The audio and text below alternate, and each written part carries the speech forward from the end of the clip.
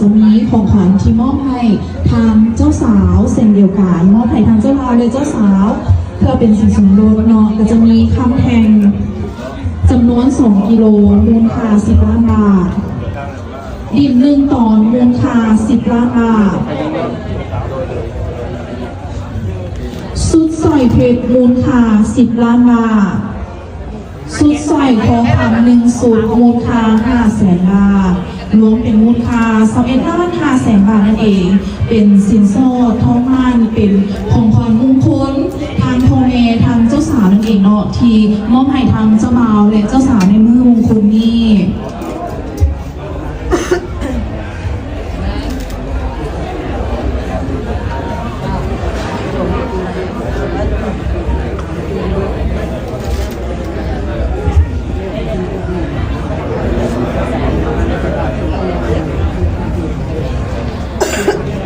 หลังจากมอบสินสอดทองมั่นพ่อแม่ทางเจ้าสาวก็มีของขวัญพิเศษตามหน้าให้ทางเจ้าบ่าวเจ้าสาวแล้วเนาะต่อไปพวกเขาก็จะมาพบกับเจ้าสาวกันเลย3 วงมูลค่า1 ล้านบาทค้ำ3 กิโลมูลค่า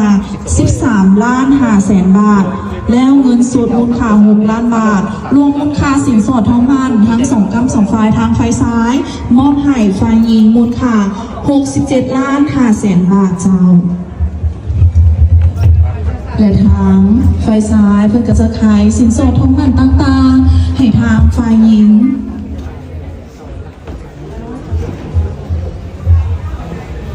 ตอนนี้จะขายสินสอดทองมั่นต่างๆไม่ว่าจะเป็นคำเพชรหรือว่าเงินสดต่างๆที่ทางฝ่ายซ้ายได้กระเกี่ยวมาเป็นสินสอดทองมั่นให้ทางฝ่ายหญิงซึ่งมูลค่าสินสอดทองมั่นเฮารวมมูลค่าเป็น67,500,000 บาท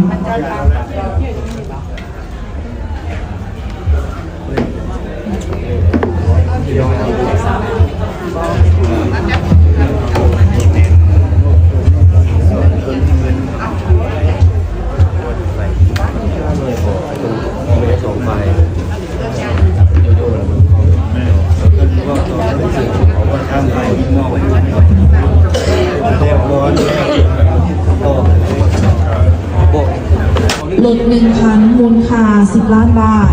ดินพ่อเมืองมูลค่า40 ล้านบาทแหวนเพชร1 กะรัต3 วงมูลค่า1 ล้านบาทคำอีก3 กิโลมูลค่า13,500,000 บาทสมปองเป็นคู่กันแล้วได้เป็นผัวที่เพียงแค่เนี่ยในทุกคนสุขสันต์เม็ดยังทำงานกินไปทำให้ที่นั้นดวงใจสองโชคยืนมันโตคำวันคือหัวยังเย็นดี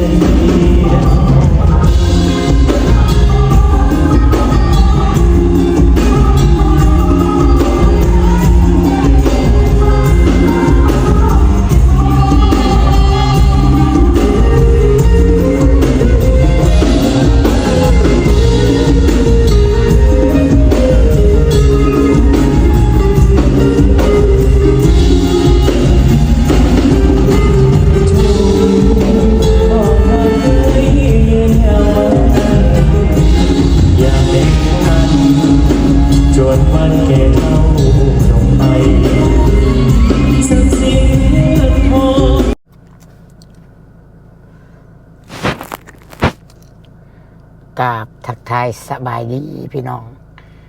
สบายดีและก็สวัสดี FC ทุกคนทุกท่านเด้อพี่น้องทุกคนเนาะบ่ว่าสิอยู่ฝั่งไทยฝั่งลาวแล้วก็อยู่ทางต่างประเทศเด้อพี่น้องเด้อพบพ่อกันกับตู้สิทธิ์ปันสุขอีกแล้วพี่น้องเอ้ยทักทายสบายดีทุกท่านยามแรงๆเลยทุกคนเลยเนาะหากันมาแต่เวียก4 โมงแรงบ่ได้ไปหาฮอดน้องมะนาวที่แรกว่าน้องมะนาวมาหาฮอดเฮือนเพิ่นดูดปลาลุงปลามื้อนี้เพิ่นว่าเพิ่นมานัดเนาะแต่ว่าตุสิทธิ์พัดบ่ได้ไปซ้ำพี่น้องเอ้ยเสียดายดิเนาะกะวนนำซอยครอบครัวเมียนี่แหละพี่น้องเอ้ยลูกหลานเพิ่นเนาะแล้วก็แม่เพิ่นอีหยังแล้วก็ไปส่งขึ้นรถเพิ่นมาลิ้นมาเที่ยวมาเยี่ยม อาหารอยู่เพื่อนครอบครัวทั้งเมียก็โอ้ยมีแต่ปัญหาทุกคนเลยเนาะทุกอย่างปัญหาหลายเมื่อยตัวสิจะได้หาเงินพอได้อยู่หักเงินกับเบิดนำครอบครัวทั้งเมียเบิดเนาะบ่ซอยกับบ่ได้จักสิว่าจังใดพี่น้องเอ้ยเมื่อยอยู่หักจะได้ซะเนาะเอาเป็นครอบเป็นครัวเลยเนาะช่วยได้อย่างไรเพราะว่าโมนี่ก็ยังน้อยอยู่ก็เก็บเงินให้โมนี่แน่เนาะสำคัญเนี่ยลูกเฮากันเนาะพี่น้องเอ้ย คำว่าเพื่อนว่าชอบครัวสำคัญเลยก็พี่น้องก็ต้องอีกส่วนหนึ่งได้แต่ก็ลูกเฮาดิเนาะลูกเฮาใหญ่มาเฮาก็อยากให้ลูกเฮามีชีวิตอนาคตที่ดีขึ้นแล้วก็บ่อยากให้ลูกเฮาบ่อยากให้ลูกเฮาแบบว่าใหญ่มาแบบว่าบ่มีอนาคตเฮาก็อยากหาให้เตรียมลูกเพื่อลูกเฮาใหญ่ก็มีลูกให้เฮามีไว้ให้ลูกเฮานะบ่น้อยก็บ่หลายก็พอมีคือมือครูพี่น้องว่าจังซั่นเนาะก็เลยบ่ได้ไปหาน้องมะนาวแต่ก็สิมาอัดคลิปแสดงความยินดีน้ำน้องชายพี่น้องเนาะเป็นงานให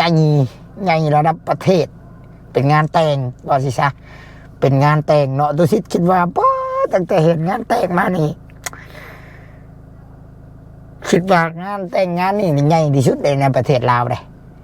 เนาะเป็นน้องชายเป็นน้องฮักเลยพี่น้องเนาะเป็นน้องที่หูจักกันเคยแบบว่านอนห้องน้ำกันห้องอันเดียวกันที่ว่าไปตอนไปเฮียนอยู่เวียดนามอันนี้นะแต่ว่าเพิ่นเป็นคนที่มีฐานะร่ำรวยว่าสันสานเนาะรวยเลยแหละเจ้าของห้างค้ำแม่กับพ่อเพิ่นนะเป็นนักธุรกิจค้าขายเงินค้ำตั้งแต่ดุสิตยังบ่ได้เกิดพี่น้องเนาะห้างค้ำละ3 ห้างปรี3 ห้างค้ำเพิ่นนะเนาะแต่ว่ารวยแท้รวยจริงแล้วก็รวยน้ำใจอีกเนี่ยมันอย่างสิเดี๋ยวสิว่าสุพังพี่น้องก่อนอื่นเบิดก็แสดงความยินดีน้ำน้องชายบันเนาะแล้วก็จักมาว่าอ้างเนี่ย ถือว่าอู้รวยนี่รับเจ้าสัวได้พี่น้องรับแต่ว่าห่วยแต่รับแบบว่าต้นได้ของแขวงสวรรค์นี่จ้ะเนาะเพราะว่าเพิ่นกินดองเมื่อคืนนี่ดองเพิ่นว่านี่ตัวชิดพลาดพี่น้องเนาะรู้สึกเสียใจอยู่ไม่ได้ไปร่วมงานพี่น้องถือว่าพลาดแบบว่ามันเวียกลายพี่น้องเวียกลายตัวชิดอยากไปบัดยากน้ำโมนี่ลูกมันยังน้อยอีตนเมียเอาลูกตัวเองมันจะไปม่วนจีนาจากคันว่าไปดำเถือกก็ได้อยู่ดอกน้อยแต่ว่าห้าปัดลูกผู้ชายนะแบบคือจะว่าอุ้มลูกข้าเดียวยังเมื่อยแล้วแต่สิไปนะก็คือรู้สึกเสียใจอยู่ที่ว่าบ่ได้ไปแสดงความยินดีน้ำน้องชายเพิ่นเพราะว่าได้บัตรเด้ตัวสิทธิ์ก็ได้ช่องบัตรเชิญงามพี่น้องจักสิช่องเท่าไรอันนี้เนาะตัวสิทธิ์ก็ได้ข้างในได้ซองข้างในเด้อพี่น้องเด้อจะนึกว่าโอ้ยขี้โม่เนาะบ่ได้ไปดอกงานเพิ่นบักใหญ่นึงเพราะว่าบ่คือชื่อแหละเพราะว่าเดี๋ยวใส่เบิ่งชื่อเด้อันนี้ชื่อตัวสิทธิ์นี่เห็นบ่ทุกคนทานสิทธิใส่ใจสว่างพร้อมครอบครัวนี่ช่องเชิญเพิ่นหนาใหญ่งามเด้นี่อันนี้ชื่อนี่ทานสิทธิใส่ใจสว่างพร้อมด้วยครอบครัวนี่ดองเพิ่นนี่วันที่24 เดือน 1 ปี 2026นี่จัดอยู่ที่ภัตตาคารอยู่สวรรณเขตเนาะรู้สึกเสียดายเนาะแต่ก็ขอโทษน้องเพิ่นได้ละส่งข้อความไปคือว่าเป็นงานที่ใหญ่คือว่าใหญ่เลยระดับประเทศเลยเนาะใหญ่เท่าที่มีมาเนาะเพราะว่าเมียเจ้าสาวกับคนรวย เจ้าบ่าวกับคนรวยมีเงินรวยน้ำใจอีกพี่น้องเนาะเจมเด้อซื้อน้องชายตัวชิดแม่นเจมเท่าเจมซื้อภรรยาซื้อเมียเพิ่นน่ะนางมีพี่น้องเนาะถือว่าทุกคนเคยเห็นแน่นอนเพราะว่าตอนนั้นนั่นตัวชิดไปถ่ายคลิปอยู่เซโปนเนาะไปถ่ายคลิปอยู่เซโปนและ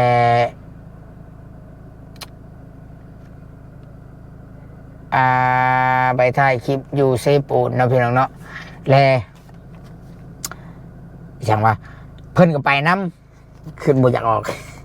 เพราะว่าเพิ่นน่ะเคยชวนอ้ายเนาะตัวชิดเพิ่นฮู้ว่าตัวชิดนี่เฮ็ดคลิปเกี่ยวกับช่อง YouTube แบบว่าปั่นความสุขแบบว่าช่วยเหลือคนยากคนจนสินะแล้วเราเปิดห้านคำสาขาที่3นะไหมตอนนะเราก็เลยอยากเฮ็ดบุญกับคนแล้วก็ได้รวบรวมหมู่คู่ระดมทุนตอนที่ว่าตุสิตไปแจกเครื่องอยู่เซโปนนะเด้ตอนนั้นแหละที่ว่าไปนอนกลางแม่น้ำเซ่นะอะไรก็ไปแจกข้าวต้มขนมให้เซโปนนะที่ว่าไปเป็นขบวนการแล้วก็มีทหารนำทางเด้พี่น้องเนาะฮันแหละผู้ซีโร่เดี๋ยวสิเอาหูต้องให้เบิ้งและใส่ทุกคนเบิ้งคลิปไปน้ำกันนะเราทุกคนเนาะไปเลยเนาะทุกคนก็เห็นในคลิปเนาะตุสิตเอาขึ้นในเบิ้งเด้อพี่น้องเด้อไปเลยเด้อเนาะก็ถือว่าโอ้เสียดายพี่น้องบ่ได้ไปงานใหญ่เลยไอ้เดี๋ยวมีใส่พร้อมได้นี่เดี๋ยวมีใส่อาจจะได้โอนซอยเนาะเลยนี่มีQRโค้ดอีกQRโค้ดแปลว่าเขาโอนนะเขาไม่ได้ไปเขาค่าเวียกนะแล้วเขาโอนเอาสินะพี่น้องนี่ไม่ได้มีอัน QR ได้อันนี้เฮือนเจ้าสาวได้พี่น้องเฮือนเจ้าสาวนี่เฮือนเจ้าสาวดิเพิ่นเต็มแผนที่ข้างในอยู่เซโนนี่เฮือนเจ้าสาวนั่นหลังบักใหญ่นึงเนาะหลังบักใหญ่นึง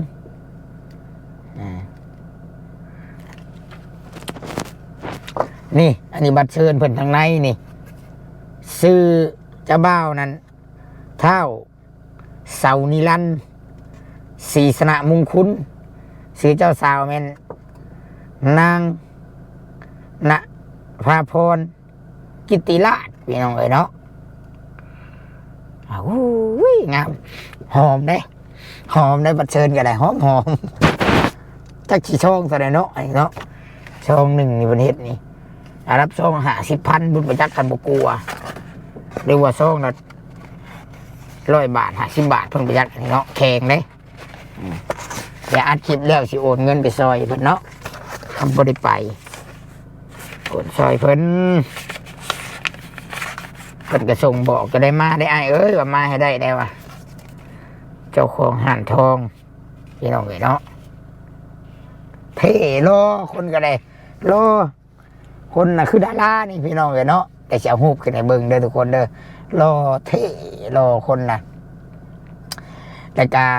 สิ่งที่ตุสิตเนาะประทับใจในโตน้องเพิ่นเนาะ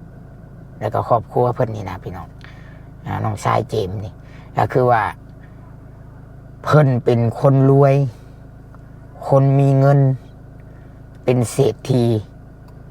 เนาะรับต้นของจังหวัดสวรรณเขตหรือว่าเกือบหรือว่ากะห่วย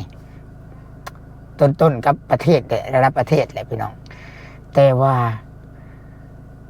นิสัยใจคอพี่น้องเป็นกันเองเนาะเห็นอยู่ใส่กะทักเห็นอยู่ใส่กะถามกันนิสัยดีบ่ขี่องค์ขี่คุยบ่ขี่มาดเนาะ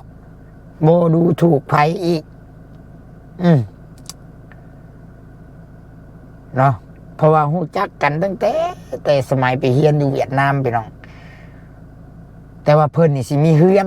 เมืองในความรวยเลยพี่น้องอยู่เวียดนี่คือตุสิตนี่อยู่หอพักแต่น้องเพิ่นนี่มีเฮือนมีเฮือนมีคอนโดนะวันอยู่ไทยก็ซื้อคอนโดนะไม่ได้ว่าเพิ่นนอนอยู่คอนโดเลยย่ำไปโรงเรียนไปตุสิตปัดพักอยู่หอพักหอพักนักเรียนเด้ไปในนามทุนนั้นของอันรัฐนะส่งไปเขาก็สิอยู่นั้นมันหอพักนักเรียนแต่ว่าน้องเพิ่นนี่สิแบบ แต่ว่าเขาคนเราเฮียนแต่มาหูจักกัน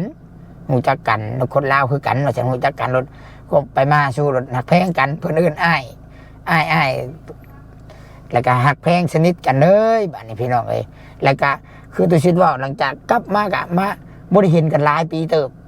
มาเพิ่นมาเปิดห้านทองอยู่ไสโนบ้านนี้ห้านขายทองก็เลยมาห้านขายทองผู้ใดเด้รถที่แรกบ่อยากจื้อปานใดแม่นบ่ว่าน้องชายเจ้าของว่าน้องฮักอันนี้ว่ารถสังเกตเบิ่งโอ้แม่นอลีรถทักเพิ่นก่อนเฮาก็บ่จื้อเจ้าคักปานใดเพิ่นว่ารถโอ้ยรถมาชนิดกันอีกบ้านฮู้จักกันนะพี่น้องแต่ว่าต่างคนก็ต่างมีภาระมีครอบครัวหลายแหละก็บ่ได้ไปมาหาสู่ผลิตน้ำกันคือตอนสมัยเฮียนตอนที่สมัยเฮียนอยู่ชวนกันไปกินข้าวแรงกันกะเล่มไปกินนั่นกินนี่แบบหมู่คู่นะแบบว่าเฮาเป็นนักเรียนเนาะเฮาบ่มีภาระหยังเด้มีแต่เฮียนตั้งใจเฮียนแล้วก็ไปกินนั่นกินนี่ไปลิ่นทะเลเตะบาสเตะบอลลิ่นกีฬาสินะพี่น้องสิ่งที่ประทับใจนั้นตัวน้องเพิ่นก็คือว่าเพิ่นรวยเพิ่นมีเงินเพิ่นแต่ว่าสิ่งที่เพิ่นบ่ปะเนาะก็คือว่าการที่ว่าหักเพลงกันเป็นกันเองเนาะเป็นกันเองแล้วก็บ่มากใหญ่บ่แบบบ่ใหญ่บ่ขี้มาดบ่อันแบบว่าบ่อันแบบว่าบ่เบ่งนะพี่น้องแบบว่าบ่เบ่งทุกคนเนาะบางคนโอ้ยบ่จักสิว่าจังไดเนาะมาดพอนีไม่ใช่ว่าง่ายอันนี้โอ้เนาะนี่แหละพนว่าเนาะรวยทั้งเงินรวยทรัพย์สินรวยทั้งน้ำใจโตหมู่คู่แพงอะไรพี่น้องเนาะแล้วก็บ่ลืมคนแบบว่าโอ้ยแล้วก็สิ่งที่สำคัญเนี่ยตัวชิดสะออนพี่น้องอะไรสะออนความหู้ระดับความหู้ก็สูงอีกเนาะหลังจากเฮียนอยู่เวียดนามจบไปเฮียนอยู่ออสเตรเลียต่ออีกได้นะเฮียนอยู่ออสเตรเลียต่ออีกสิงคโปร์ป่ะเฮียนอยู่ออสเตรเลียเพิ่นพ่อกับเมียเพิ่นนี่ก็อยู่ออสเตรเลียพี่น้องค่าดองพี่น้องว่าค่าดองซะแต่งงานวันนี่ค่าดองนะมูลค่านะของน้องชายนะของเท่าเจมส์เจ้าบ่าวนี่ไปขอเมียนี่67 ล้านบาทพี่น้องเอ้ยทั้งบ่ผิดพี่น้อง67 ล้านบาทปุ้ยเนาะ67 ล้านบาทคนกันลอยพ่อกันรวยเนี่ยเพิ่นเอิ้นเนาะ67 ล้านบาทนี่คือเอาให้มาเลยคำแทงมีคำแทงมีแหวนเพชรมีสร้อยมีปลาลักแขนมีทรัพย์สินรวมมูลค่านะ67 ล้านบาทได้พี่น้อง67 ล้านบาทแล้วก็ทางเจ้าสาวก็รวยคือกันมีความรู้คือกันคนแบบว่าเพอร์เฟกต์คือกันนะพี่น้องทางเจ้าสาวนี่ก็พ่อแม่ทางเจ้าสาวเอาให้นี่51 ล้านบาท51 ล้านบาทเอ้ยบ่แม่น51 25 ล้าน25 ล้านบาทนี่แหละชื่อบุคักทางเจ้าสาวแต่ว่าทางเจ้าบ่าวนี่ชื่อคักละ67 ล้านบาทรวมมูลค่าเกือบ100 ล้านพี่น้องเอ้ยโอ้ย แต่เขาก็เป็นเกียรติได้เป็นเกียรติมีน้องชายมันก็เซิร์นนะมีเป็นเกียรติเขาพวมแต่เสียดายงานระดับประเทศพี่น้องเอ้ยบ่ได้ไปพอพัวสับกึมนะโอ้ยเสียดายจะจ้อยพาไปเน่อยากไปจนใจจะขาดว่านนี่ยากเรียกอะไรเนี่ยพี่น้องเมียกับมาเยี่ยมมาเที่ยวมาลิ่นน้ำยากลูกอีกพี่น้องเลยทุกคนเนี่ยโมนี่ยังน้อยยากอะไรยากเลยโอ้ยบ่ได้ไปโอ้ยอยากให้ดีว่าเสียใจดีเนาะเพราะว่าเพิ่นจัดอยู่โรงแรมอยู่ในสวรรค์เขาก็ขี่รถจากบ้านโคกเข้าไปกับห้วยไกลตึพี่น้องเนาะโอ้ยก็เลยบ่ได้ไปพี่น้องเนาะก็เสียใจอยู่พี่น้องเลยแต่ว่าบ่ได้ไปเนาะแต่ย่องน้องเพิ่นอย่างหนึ่งพี่น้องย่องถือว่าเพิ่นบ่ลืมกันเนาะเพิ่นบ่ลืมเพิ่นแบบว่าคงเส้นคงว่ารู้จักกันมาแต่ใด ปัจจุบันร่ำรวยสำใดกับหูจักคือเก่าหักแพงกันคือเก่าบ่ลืมบ่ปะกันคือเก่าใช่นะพี่น้องแบบว่าบ่ได้ขี่มาดก็ได้ขี่อวดบ่ได้ขี่แบบบ่ได้ขี่องค์ขี่คุยเนาะอวดนะบ่ผิดดอกถ้าผู้ใดมีแต่จากอวดก็อวดลดความสำเร็จอวดความแต่ว่าสิ่งที่ที่เราเห็นผ่านมาเนาะสำหรับตุสิทธิ์เห็นบางคนนะจากที่บ่เคยมีแต่มามีแล้วก็โอ้มาดบางทีเห็นแบบว่าเห็ดคือคนบ่ฮู้จักกันนี่ได้บางทีเห็ดคือแบบว่าโอ้ยแบบว่าจักสิว่าแนวใดเนาะจากที่แบบว่าทั้งที่ฮู้จักกันนะพี่น้องเลยกะพอมีเนี่ยผัดขี้มาดนะว่าใช่แบบว่าเพิ่นกับผู้หนึงนะโอ้ยอันนี้รับ100 ล้านบาทพี่น้องเอ้ยเนาะเพิ่นก็ยังบ่มาดใส่กันนี่แหละเพิ่นว่าคนที่มีวุฒิภาวะได้กะรวยทั้งเงินรวยทั้งน้ำใจพี่น้องเนาะพี่น้องเอ้ยเนาะแล้วก็สมบูรณ์เพอร์เฟกต์รูปหล่อพอรวยพี่น้องเอ้ยเนาะแต่ก็เสียดายบ่ได้ไปดองระดับประเทศดองใหญ่นะเห็นดีพี่น้องเอ้ยเนาะเสียดายโอเคพี่น้องเอ้ยเนาะก็มาอวดน้องชายให้ทุกคนฟัง อวดในแบบงานจัดงานยิ่งใหญ่อย่างดีเดี๋ยวสิเอาคลิปให้เบิ่งนำเด้อพี่น้องเด้อเนาะแต่คือทุกคนก็สิเห็นเนี่ยตุสิตัดคลิปลงไปนำเนาะโอเคพี่น้องสำหรับคลิปนี้ตุสิจะเสียได้ขอตัวจบคลิปหรือว่าลาไปก่อนเด้อพี่น้องเด้อสำหรับคลิปนี้ตุสิจะได้ขอกล่าวคำว่าสบายดีพี่น้องสบายดี